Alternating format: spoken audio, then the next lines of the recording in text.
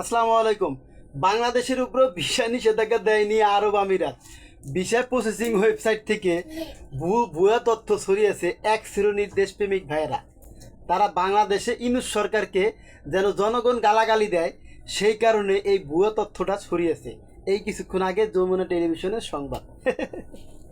মানে বাংলাদেশে সবাই দেশপ্রেমিক। ইউনূস সরকার 5ই আগস্টের পরে দেশে যখন ক্ষমতা নিয়েছে, এরপর অনেকেরই জ্বালা যন্ত্রণা বেড়ে গিয়েছে। তাই ইউনূস সরকারকে যদি কোনোভাবে ফকরভাবে কোনো ফুটে পায়, তাহলে যে যেমনে পারে হেমনেই ভরে দেয়।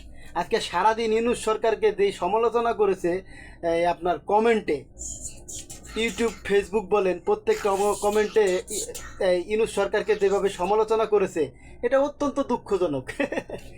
9টা দেশে আরব আমিরাত ভিসা নিষেধাজ্ঞা দিয়েছে। 9টা দেশই মুসলিম দেশ। তাহলে বুঝেন আরব আমিরাত কেমন মুসলিম দেশ। সের ভিতরে আমাদের বাংলাদেশ। কিন্তু অথচ বাংলাদেশে আরব আমিরাত বুসেন অথচ আরব আমিরাত বাংলাদেশে ভিসা নিষেধাজ্ঞা দেয়নি। কিন্তু ভুল তথ্য ছড়াইছে এক শ্রেণীর দেশপ্রেমিক ভাইয়েরা।